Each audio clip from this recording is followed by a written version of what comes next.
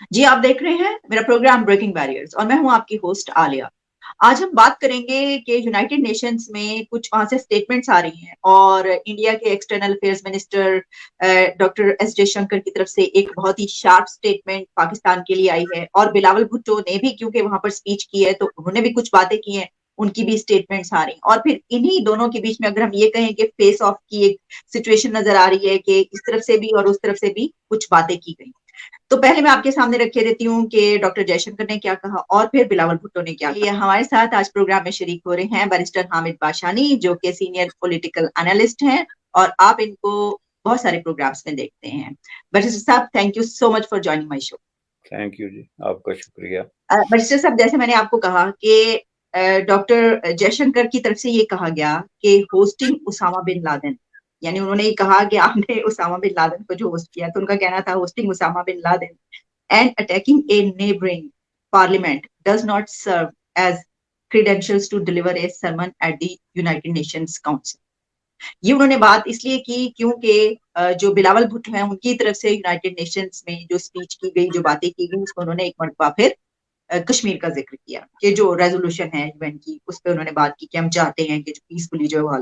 अच्छा, इसमें एक और बात ये है सर कि दोनों की तरफ से, यानी जयशंकर साहब की तरफ से भी मल्टीलैटरलिज्म की बात की गई और बिलावल भुट्टो साहब की तरफ से भी मल्टीलैटरलिज्म की बात की गई। तो पहले तो मैं आपसे ये जानना चाहूंगी कि आप ये जो कमेंट, एक बहुत ही शार्प कमेंट किया गया है जिसको कहा जा रहा है कि इंडिया की तरफ से एक तरीके से जो है उनके एक्सटर्नल अफेयर्स मिनिस्टर ने अटैक किया पाकिस्तान पर, इस पे क्या कमेंट करेंगे? और फिर ये भी जानना चाहूंगी कि मल्टीलैटरलिज्म है क्या और इसको कैसे देखा जाता है? देखें जी, ये जो एक्सचेंज है between India and Pakistan, United nation जो है वो एक ऐसा थिएटर आप कह सकते हैं जिसमें कि इस तरह के एक्सचेंज जो है वो डेली रूटीन की बात है। इसको कोई जो है ना वो वेस्टर्न वर्ल्ड में तो इसको कोई सीरियस नहीं लेता। ये मैं आपको बता दूं कि ये जितनी तकारीर होती हैं यूनाइटेड नेशन में, उनको कोई यहाँ की पब्लिकेशंस या प्रेस वगैरह उसको कोट नहीं करती, जैसे कि आपकी जंग और नवाए वक्त सबसे बड़ी सुर्खी निकाल लेती है। पहली बात ये है, चूंकि ये मामूल के एक्सचेंज होते हैं, इनके अंदर कोई न्यूज नहीं होती, ये स्टेटमेंट्स होती हैं। और वेस्टर्न मीडिया जो है वो स्टेटमेंट्स को अहमियत नहीं देता, वो न्यूज को अहमियत देता है। हमारे यहाँ न्यूज और स्टेटमेंट्स में फर्क नहीं किया जाता, बल्कि अखबार चलते ही स्टेटमेंट्स पे हैं। तो ये खबर तब बने कि कोई न्यूज आए कि जी जयशंकर ने ऐलान कर दिया कि मसला कश्मीर पे हम ये करने वाले हैं, या बिलावल ने ये कर दिया, तो तब वो बनती है न्यूज। तो ये जो एक्सचेंज है दुनिया में जितने ज्यादा जो है वो कंस्ट्रक्टिव पॉजिटिव डिप्लोमेटिक डेवलपमेंट हुई है, उनमें तकरीरें नहीं हुई। उसमें ज्यादातर मुल्क एक दूसरे के साथ मिल बैठ के एक जो है वो संजीदा तरीके से डिस्कशंस करके तो मसाइल को हल करते हैं। आज तक कोई ऐसा मसला जो आप मुझे बता दें जिसमें इतनी तवील तकारीर के जोर पे, चूंकि ये तकारीर जो है ना एक तरह की पॉइंट स्क्योरिंग जो है वो शक्ल इख्तियार कर जाती। अब जो बात की है जयशंकर ने, उस बात से जाहिर है पाकिस्तान का कोई डिप्लोमेट जो है वो अगर इनकार करेगा तो आई बाई शाही मारेगा ना। चूंकि ये तो एक ग्रिम किस्म का फैक्ट है कि ओसामा बिन लादेन जो है वो पाकिस्तान में मारा गया। और इस फैक्ट को खुद जो है वो पाकिस्तानी अथॉरिटीज ने बिला यानी विद कंसेंसस उन्होंने इसको जो है वो एक्सेप्ट किया। ये बात नहीं कि डिस्प्यूटेड है कि कोई एक सिगमेंट ऑफ सोसाइटी या कोई रिलायबल सोर्स ये कहता है कि नहीं नहीं ऐसा नहीं हुआ। इस पे सब इत्तेफाक करते हैं कि वो पाकिस्तान में मारा गया। तो अब वो पाकिस्तान में मौजूद था। अब इस पे बहस हो सकती है कि क्या उसने रिफ्यूज लिया हुआ था with the consent of the authorities और he was hiding without letting them know. दो ही तो इसके पहलू है ना, तीसरा कोई नहीं। तो इन दो में से जिसके साथ आप जाएंगी उसमें जो है वो एट फॉल्ट पाकिस्तान ही होगा। कि अगर आपने उसको रिफ्यूज दी तो बहुत बुरा किया, इट वाज इल एडवाइज्ड। और जो है किसी भी तरीके से इसको आपको दुरुस्त डिसीजन नहीं करार दे सकते कि दुनिया में टेररिज्म के हवाले से सबसे ज्यादा जो वांटेड पर्सन है उसको आपने आके तो अपने मुल्क में जो है वो पनाह दी हुई है। तो जाहिर है ये कौन इस ग्रीम फैक्ट से इनकार करेगा। अगर आप ये कहते हैं कि नहीं जी ये बात नहीं, हमारी मर्जी या हमारे नॉलेज के बगैर जो है वो वहां पे छुपा हुआ था, तो ये उससे भी बुरी बात है।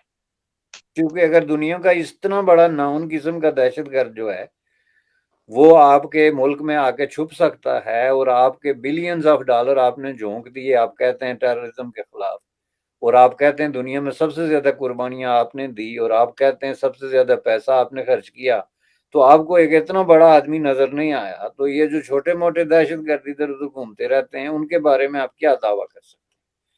तो इसलिए इस बात को तो मैं समझता हूँ कि एक ताना समझ के तो इनको कबूल कर लेना चाहिए, और अपने गरेबा में झांक के तो फ्यूचर में इस तरह के जो इवेंट्स हैं उनको रिपीट होने से बचाना चाहिए, और ये कोशिश करनी चाहिए कि ऐसा ना हो। इसके साथ साथ जो उन्होंने दीगर इशारे किए, मसलन जो पार्लियामेंट पे हमला हुआ, जो इस तरह क्रॉस बॉर्डर इंसिडेंट हुए, ये सारी चीजें हुई, इनको भी, इस पे भी किसी को कोई जो है वो डिस्प्यूट किसी ने कभी नहीं किया। तो ये एक्सेप्टेड ट्रूथ हैं, जिनको उन्होंने जाहिर रिपीट इसलिए किया कि कल जो पाकिस्तान में प्रेस कॉन्फ्रेंसेस हुई हैं हिना रब्बानी ने, और उससे पहले जो बात हुई है जो कि वहाँ पे इस इंसिडेंट के हवाले से जोहर टाउन में, कि जिसमें एक ऐसे चीज के साथ इंडिया को जोड़ने की कोशिश की गई जो जिसको लॉजिकली या रेशनली थोड़ा सा एक्सप्लेन करना मैं समझता हूँ कि पाकिस्तान के डिप्लोमेटिक हलकों के लिए एक मुश्किल काम है। कि हाफिज सईद जो है वो 20-30 साल तक दमदनादा फिरता रहा पाकिस्तान के अंदर, हर जगह पे जलसों में खताब और जुलूसों में, और हर जगह तो उसको किसी ने नहीं मारा तो अब उसकी फैमिली को मारने के लिए जो है वो इंडिया आ गया। तो ये थोड़ी सी बात जो है मैं समझता हूँ कि समझ में आने वाली नहीं है, जिसकी वजह से जो है वो एक फर्क पड़ता है। तो अब ये तो नहीं कि वो खामोशी इख्तियार करते। तो उन्होंने फिर जो कुछ कहा वो फैक्ट्स हैं, आल्दो के पुराने हैं ये दोनों वाकयात जो उन्होंने कोट किए। तो इसीलिए मैं कहता हूं कि ये अब एक ऐसा पॉइंट है जिसपे इंडिया और पाकिस्तान को एक नई ओपनिंग करनी चाहिए, और उसमें बजाय गड़े मुर्दे उखाड़ने के और झूठे इल्जामात और इस तरह की चीजों को जो है वो करने के बजाय उनको जो रियल इशू है इंडिया और पाकिस्तान के दरमियान पीस का जो इशू है उसको कंसंट्रेट करते, तो मैं समझता हूँ कि इन तकारीर की जो है वो जरूरत ही नहीं पड़ती। तीसरी चीज जो आपने बात की जी बाईलैटरलिज्म और मल्टीलैटरलिज्म की, तो मल्टीलैटरलिज्म जाहिर है हम सब जानते हैं का मतलब ये है कि दुनिया में कोई एक मुल्क या एक कुव्वत जो है या दो कुव्वतें मिलकर डिसीजन नहीं कर सकती, जैसे कि सर्द जंग के जमाने में होता था कि एक तरफ यूनाइटेड स्टेट ऑफ अमेरिका था, दूसरी तरफ सोवियत यूनियन था, और दुनिया में कोई बड़ा डिसीजन जो है इनकी मर्जी के बगैर नहीं हो सकता था। वो एक जो है वो कोल्ड वार का जमाना था। उसके बाद फिर जब 90s में जाके सोवियत यूनियन का जो कोलैप्स हुआ और उसके नतीजे में जो एक नया वर्ल्ड ऑर्डर जिसको आप कहते हैं जो दुनिया पे मसलत हुआ, उसमें यूनिलैटरलिज्म का एक तस्वर उभरा के अब जो डिसीजन है वो सिर्फ अमेरिका करता है, जिसके नतीजे में दुनिया में जो वाकयात हुए, जो कुछ आपने देखा अफगानिस्तान से लेके इराक तक और इस तरह की दूसरी, और वही वाकयात जो है एक दूसरी शक्ल में जाके China versus United state of America जो कॉन्फ्लिक्ट इस वक्त चल रहा है उसकी शक्ल में सामने आए। तो इस हवाले से ये कि ये जो है एक तरह का यक तरफा यूनिलैटरल किस्म का डिसीजन जो है वो होता रहा, जिसको दुनिया ने किसी न किसी तरीके से रेजिस्ट किया, और अब भी हो रहा है। तो उसके मुकाबले में जो मल्टीलैटरलिज्म का तस्वर है ये इंडिया का कोई नया तस्वर नहीं, ये मैं आपको बता दूं, ये तस्वर राइट फ्रॉम 1947 से जो है वो इंडिया इस मामले को इसी तरीके से चला रहा है। जो नॉन अलाइन मूवमेंट थी जिसका मतलब ये था कि दुनिया का ये जो आपस की जंग है, जो सर्द जंग है या हॉट वार है या कोल्ड वार है, इसमें इंडिया पार्टी नहीं बनेगा। उसका मतलब यही था कि भाई दुनिया में बस यही कोई दो कुव्वतें नहीं है जिन्होंने डिसीजन करना है और हम सब ने फॉलो करना है, बल्कि इसमें दीगर मुल्क भी हैं। और इस बात को लेके पंडित जवाहरलाल नेहरू ने एक बड़े पैमाने पे 90 के करीब मुल्क जो है वो जमा कर दिए थे, जो कि नॉन अलाइन मूवमेंट के नाम से मशहूर हुई थी, और उसमें बड़ी बड़ी शख्सियत जो है वो सदर सारतो से लेके चेयरमैन माओ तक और इस तरह की लोग जो हैं वो उसमें शामिल हो गए। तो वो एक बहुत बड़ी एक कुव्वत बन गई थी, जिसको बाद में जो है वो अमरीकियों ने भी तस्लीम किया मखालफत के बावजूद कि ये एक बहुत बड़ी क्रेडिबल किस्म की कुव्वत है। यानी उन्होंने शेक कर दिया था इस जो है वो तस्वर को कि डिसीजन जो है सिर्फ अमेरिका और सोवियत यूनियन करेंगे। तो इंडिया उस हवाले से इसको चलाता आ रहा है। तो अब आके तो इंडिया के लिए एक नया चैलेंज जो है वो चाइना की शक्ल में भी उभर रहा है, चूंकि चाइना जो है वो अब इस चीज को एक्सेप्ट कर रहा है कि जी हम अब डिसीजन चाइना और अमेरिका मिलके करें। यानी वो अपने आप को फार्मर सोवियत यूनियन की जगह स्पेस ले रहा है कि दुनिया में अब भी दो कुव्वतें होंगी, और दोनों कुव्वतें जो हैं वो इंटरनेशनल एस्टेब्लिशमेंट जो है, यानी प्रो एस्टेब्लिशमेंट, जो स्टेटस को बरकरार रखने की कुव्वतें हैं। और वो स्टेटस को बरकरार रखने की कुव्वतें इसलिए हैं कि इस वक्त दुनिया में जो कोई भी फायदा हो रहा है तरक्की के हवाले से, ट्रेड और इन्वेस्टमेंट के, डिसीजन मेकिंग के, उसका फायदा या चाइनीज को हो रहा है या अमरीकियों को हो रहा है। दरमियान में बाकी जो ममालिक हैं वो उनका यानी ट्रिकल डाउन का जो इफेक्ट है सिर्फ उससे फायदा उठा सकते हैं। अब ट्रिकल डाउन कैसे होना है, किस कौम पे होना है, वो इस पे डिपेंड करेगा कि आप कौन सी पॉलिसी फॉलो करते हैं। फॉर एग्जांपल इस वक्त जो पाकिस्तान एक तरह की मुश्किल में फंसा हुआ है, उसके पीछे भी यही जो है वो मल्टीलेटरलिज्म का सवाल है कि अमेरिका, ये जो है अमेरिका की मर्जी के बगैर पाकिस्तान के लिए रूसी तेल लेना भी एक प्रॉब्लम है। वो इसलिए कि वो उनके अपने इंटरनेशनल जो डिजाइन है उसमें अगर फिट नहीं होता तो उससे फायदा नहीं उठा सकता।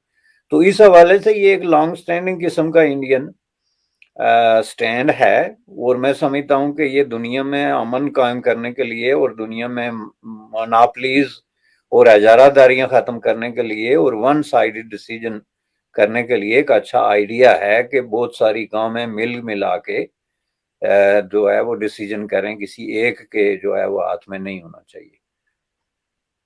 जी। अच्छा, बरसी साहब, जिस तरह आपने ये बात की, इसी में एक और जो आप इसको इस तरीके से लेना चाहिए कि लगता है कि पाकिस्तान और अफगानिस्तान के बीच कोई जंग होने वाली है। अभी की जो खबरें हैं, यानी अगर हम देखें, कई दिन से हो रहा है, लेकिन ताजा तरीन खबर चमन बॉर्डर पे जो है वो भारी गोलाबारी दोनों तरफ से इस वक्त वहां पे लड़ाई जारी है। और ये अफगान फोर्सेस की तरफ से हो रही है। जो तरीके कलदम तालिबान, वो तो अलग ही था ना, यानी वो हमले करते थे। तो क्या आपको ये नजर आ रहा है कि कोई ऐसी अब होने लगी है? कहाँ हम इंडिया और पाकिस्तान की जो है वो बात करते हैं जंग की, तो वो तो कहीं पीछे रह गया, ये तो ये वाला सिलसिला शुरू हो गया। इस पे क्या कमेंट करना देखें जी, जंग इन रियल सेंस जाहिर है जो अफगानिस्तान की सिचुएशन है उसमें तो उस तरह की एक रवायती कन्वेंशनल वार जिसको आप कहते हैं वो अफगानिस्तान के लिए प्रैक्टिकली फिजिबल नहीं है। ये बिल्कुल क्लियर सी बात है, क्योंकि जिस मुल्क के पास कोई रेगुलर आर्मी बाकायदा जो है वो कोई वो नहीं है, उसके लिए पाकिस्तान जैसी एक हाईली ऑर्गेनाइज किस्म की सोफिस्टिकेटेड मिलिटरी मशीन के खिलाफ लड़ाई लड़ना जो है, कन्वेंशनल वार की बात कर रहा हूं मैं, एक तकरीबन जो है वो मुश्किल किस्म का मामला है। लेकिन आप जो बात कर रही हैं ये अफगानिस्तान और पाकिस्तान के दरमियान गुज़श्ता जो है वो 70 साल से जंग जारी है। और जैसा कि मैं अक्सर जिक्र करता रहता हूं कि ये मुल्कों ने जो हिस्टोरिकली पहली जंग अजीम और दूसरी जंग अजीम की तबाहकारियों से जो उन्होंने सबक सीखा था, उसमें एक सबक ये भी था कि ये डायरेक्ट जो है वो फौजें उतारने का जो अमल होता है और फेस टू फेस जो है वो लड़ाइयां लड़ने का जो अमल है, उसके बजाय कोई नए रास्ते जो है वो लड़ाइयों के तलाश किए जाएं, जिसके नतीजे में प्रॉक्सी वार जो है वो मार्ज वजूद में आई, प्रॉक्सी वार इजाद हुई आप कह सकते हैं। तो प्रॉक्सी वार जो है वो सिर्फ इंडिया के खिलाफ पाकिस्तान ने नहीं लड़ी कि आप यूं कह लें कि जी सिर्फ ये इंडिया के खिलाफ प्रॉक्सी वार हो रही थी गुज़श्ता 70 साल में, बल्कि चाहिए? अफगानिस्तान के खिलाफ तो इससे भी बड़ी शक्ल में जो है प्रॉक्सी वार मौजूद रही है। अगर आप पाकिस्तान के डॉक्यूमेंट उठा के देखें तो पाकिस्तान के अंदर जो ये बिलीव किया जाता रहा है या जो उसकी इंटेलिजेंस रिपोर्ट्स आती रही हैं उनमें इंडिया की निस्बत ज्यादा रिपोर्ट्स आपको मिलेंगी अफगानिस्तान की तरफ से। जो खाद उनकी पहले जो एजेंसी थी या डिफरेंट एजेंसियों के उनके नाम बदलते रहे जो सीक्रेट सर्विसेज के पाकिस्तान के अंदर जी वो मदाखलत कर रहे हैं। ये कहानी तो 1947 में शुरू हो गई थी और पहली दफा जो है वो जब बाचा खान को अरेस्ट किया गया तो उनपे जो डिफरेंट किस्म के झूठे इल्जामात लगाए गए थे उनमें से एक ये भी था कि इनके अफगानिस्तान की इंटेलिजेंस एजेंसियों के साथ खुफिया राब्ते हैं और ये पख्तूनख्वा जो है पख्तूनिस्तान बनाने की एक साजिश है जिसमें शरीक हैं। बिल्कुल इसी तरह बलूचिस्तान में, यानी आपका तो एक हिस्टोरिकली पाकिस्तान का इल्जाम इंडिया पे तो रहा, लेकिन इससे कहीं ज्यादा है जो है वो एलिगेशन बार बार और फ्रीक्वेंटली अफगानिस्तान पे लगाए गए कि वो पख्तूनिस्तान के हवाले से और बलूचिस्तान के हवाले से मदाखलत कर रहा है, फाइनेंसिंग कर रहा है। और सबसे बड़ा इल्जाम जो था, जिसको इल्जाम भी नहीं कहना चाहिए, कि वो पाकिस्तान से जाने वाले लोगों को रिफ्यूज फ्राहम कर रहा है। अब रिफ्यूज या असाइलम का जो था वो तो ओपन थी अफगानिस्तान के अंदर के, कहीं बलोच लीडर जब मुश्किल में फंसते थे, स्टेट की तरफ से सुप्रेशन का शिकार होते थे या उनको अनफेयरली अनलॉफुली ट्रीट किया जाता था, वो बॉर्डर क्रॉस करके अफगानिस्तान में जाके पनाह लेते थे। यही बात जो है वो पख्तून लीडरों के साथ भी रही है। वो बाचा खान से लेके तो अजमल खटक तक, वली खान तक, बहुत सारे लीडर जो हैं उन्होंने अफगानिस्तान में जाके पनाह ली है, थोड़े अरसे के लिए या लंबे अरसे के लिए। तो इस हवाले से ये जो आपने बाद में मिथ क्रिएट की जनरल जियाउल हक के जमाने से लेके कि अफगानिस्तान को हमारा ब्रादर इस्लामी मुल्क है, इससे बड़ा झूठा मिथ जो है और इससे बड़ा झूठा दावा दुनिया में है ही कोई नहीं कि भाई अफगानिस्तान इनका कोई ब्रादर इस्लामी मुल्क है। दुनिया में सबसे ज्यादा आपकी तवील तरीन लड़ाई जिसको आप कहते हैं प्रॉक्सी वार, वो अफगानिस्तान के साथ आपने लड़ी है। और ये मैंने पहले भी जिक्र किया था कि सिर्फ 5 साल के अरसे में आप कह सकते हैं कि अफगानिस्तान के साथ आपके रिलेशन नॉर्मल थे जब वहां पे तालिबान का कब्जा था, लेकिन उसको भी आप नॉर्मल उस वक्त तक कह सकते हैं जब तक तालिबान के साथ आप किसी कंट्रोवर्शियल इशू पे कोई फाइल खोलते, जैसे कि अब हुआ। अब भी तो आपकी रिलेशनशिप जो है वो अफगानिस्तान में बैठे हुए तालिबान के साथ नॉर्मल ही थी ना, जिन्होंने इस वक्त हुकूमत पे कब्जा किया हुआ है। लेकिन जब आपने बॉर्डर इशू खोला, क्रॉस बॉर्डर मूवमेंट की बात की, जब ये सारे मामला आपने डिस्कस करने शुरू कर दिए, तो उन्होंने साफ साफ कह दिया, जो नक्शा जो है वो काबुल में उन्होंने डिस्प्ले किया, उसमें तो उन्होंने बिल्कुल आपके इलाके जो है वो अफगानिस्तान के इलाके करार दिए, जो अफगान सुल्तनत के। और उसमें तो गिलगित बल्तिस्तान तक भी उन्होंने क्लेम कर दिया कि ये हमारे इलाके हैं, और पख्तूनिस्तान और ये दूसरी चीजें जो हैं। तो इसलिए बात ये पाकिस्तान में एक बहुत ही डिसेप्टिव किस्म की स्टेटमेंट रही है कि अफगानिस्तान हमारा कोई बरादर इस्लामी मुल्क है, और ये है कि हमारे इसके साथ बहुत अच्छे ताल्लुकात हैं। इनफैक्ट जो है वो हकीकत बिल्कुल इसके बरक्स रही है, जिसको पाकिस्तान के मीडिया में छुपाया जाता है, अवाम के सामने पेश होने से छुपाया जाता है। अब ये जब बात आ गई आपकी टीटीपी की कि ये जो दहशतगर्दी की कार्रवाइयां हैं, इस हवाले से जब इन्होंने अफगान हुकूमत के सामने बात रखी, तो उन्होंने फिर अपना असल उनको दिखाया, आंखें दिखानी शुरू कर दी उन्होंने। तो उन्होंने कहा कि ये तो इलाके ही हमारे हैं, ये सारा फाटा क्या है और ये सब इलाके आपने कब्जा किया हुआ है, पहले आप ये खाली करें तो उसके बाद हम बात करते हैं। तो जहां तक जंग की बात है, तो मुमकिन है जंग ये इस हवाले से पॉसिबल ना हो कि एक तो उनकी जो मिलिट्री कैपेबिलिटी है वो बहुत ना होने के बराबर, ऊपर से उनका फाइनेंशियल सिचुएशन जो है, अफगानिस्तान प्रैक्टिकली एक बैंकरप्ट मुल्क है और एक ऐसी टेरिटोरी है जिसको हुकूमत को जो है वो किसी ने रिकग्नाइज नहीं किया। तो जाहिर है वो पाकिस्तान से जंग तो लड़ने की हमाकत नहीं करेंगे, ओपन जंग। लेकिन जो प्रॉक्सी वार है वो बड़ी कुव्वत से लड़ रहे हैं, पूरी होशियारी और चालाकी से लड़ रहे हैं, और बड़ी हद तक उसमें कामयाब जा रहे हैं। ये मैं आपको बता दूं, इस वक्त पाकिस्तान की पोजीशन ये है कि वो डिफेंसिव है। पाकिस्तान इस वक्त डिफेंसिव है। अब जो अच्छा, क्योंकि ऑफेंसिव है, वहां पर इसकी वजह क्या ये है कि वहां पर इतने ग्रुप जो हैं, यानी टीटीपी और फिर दाइश, और ये इस वजह से कि भाई सबके सब अगर हमला करेंगे तो फिर कैसे रोक पाएंगे? इसी यही तो उनके हथियार हैं इस वक्त। जो अफगान हुकूमत है उनके पास फौज नहीं, लेकिन उनके पास यही उनके एसेट्स हैं जो लड़ाई के लिए वो इस्तेमाल कर रहे हैं। और ये उनके आप जो है ना वो अरावल दस्ता जिसको कहते हैं ना, फोर फ्रंट पे लड़ने वाले लोग हैं। यही बात इसलिए मैं कह रहा हूँ कि अगर टीटीपी जो है वो पाकिस्तान के खिलाफ कोई लड़ाई लड़ रही है पाकिस्तान के अंदर, तो वो अपने बिहाफ पे नहीं लड़ रही है, वो अफगानिस्तान उनके काज को और उनकी जो पूरी जो मंशूर है उसकी वो तायद करते हैं। जैसा कि मैंने कहा कि ये इलाके अफगानिस्तान के हैं या इस तरह के जितने डिस्प्यूट्स हैं वो उस पे जो है अफगानिस्तान हुकूमत और टीटीपी जो है वो एक पेज पे ही नहीं बल्कि उनका एक ही मौकफ है। ठीक। बैरिस्टर हामिद बाशानी साहब, thank you so much for your precious time. बहुत बहुत शुक्रिया आपका। थैंक यू जी, आपका